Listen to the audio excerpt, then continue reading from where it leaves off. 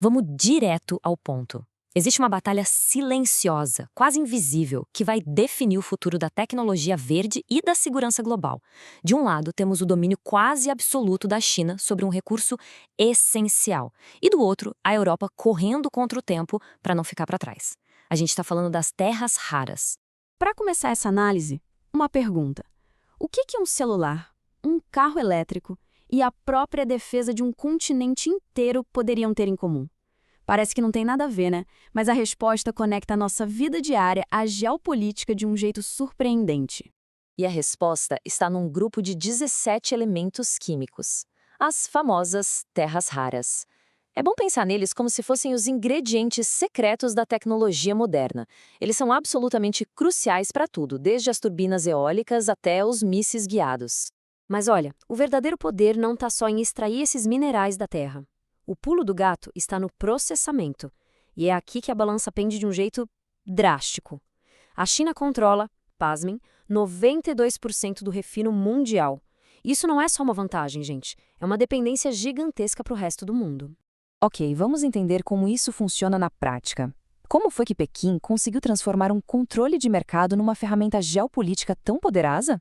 A questão toda é sobre transformar um recurso em uma arma. O termo que a gente ouve muito por aí é weaponizar um recurso. Mas o que isso quer dizer, afinal? Bem, significa usar o controle sobre algo essencial para exercer pressão. E a China faz isso com maestria, usando um sistema de licenças de exportação. Com isso, eles podem atrasar ou até mesmo bloquear os envios e, de quebra, exigir dados industriais bem sensíveis das empresas. E o impacto econômico disso é imediato e brutal. Quando a China resolve apertar o cerco e impor restrições, os preços, disparam. A gente já viu picos de 6 vezes o valor base. Dá para imaginar o tamanho do caos e dos custos que isso gera para a indústria europeia? Isso nos leva direto ao coração do problema para a Europa. O continente tem metas super ambiciosas para a transição verde, o chamado Green Deal. Só que essa ambição toda está, em grande parte, à mercê de um rival geopolítico. É um dilema em tanto. O ponto crucial aqui é que a Europa não fala com uma só voz. De um lado, temos a Alemanha, com sua poderosa indústria automobilística, que depende demais da China. Então, Berlim prioriza o comércio, tem medo das consequências econômicas de uma briga. Já do outro lado está a França, que bate na tecla da soberania, da autonomia estratégica e defende sanções e ferramentas de defesa mais fortes. Essa divisão simplesmente paralisa qualquer resposta mais unificada. Essa citação de uma análise do Centro de Estudos OSW é muito, muito reveladora. Ela diz que Berlim vê o controle chinês como um monopólio misericordioso. A ideia por trás disso é que, ok, a dependência é ruim, mas uma ruptura total seria economicamente muito pior. É uma visão pragmática, claro, mas extremamente arriscada. Então, qual é a contraofensiva da Europa? A resposta tem nome e sobrenome.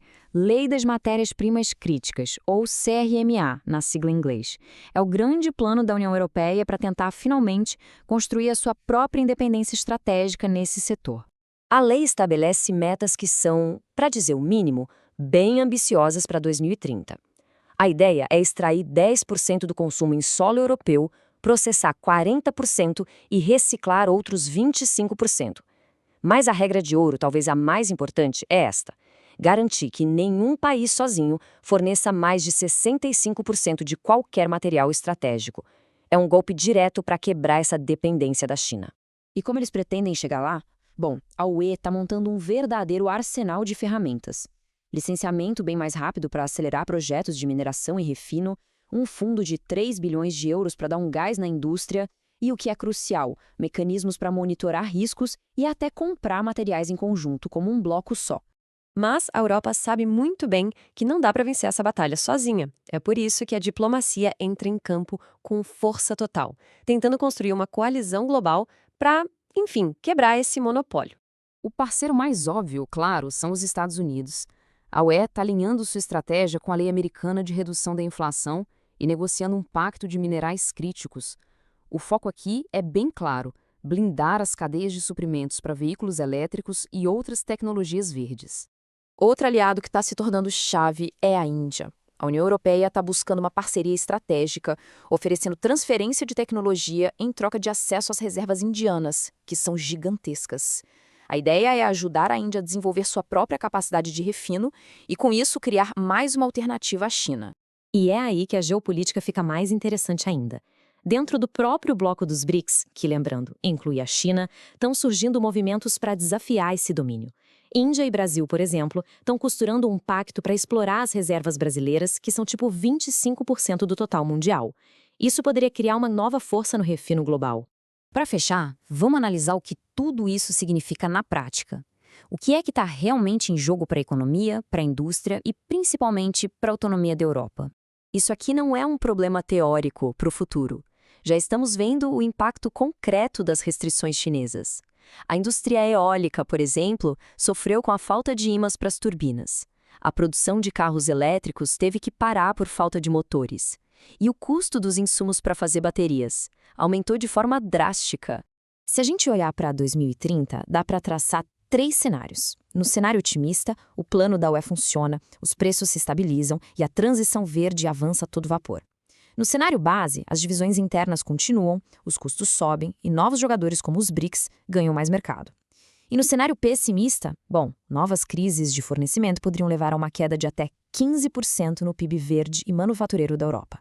E no fim das contas, tudo se resume a uma única questão, uma questão fundamental.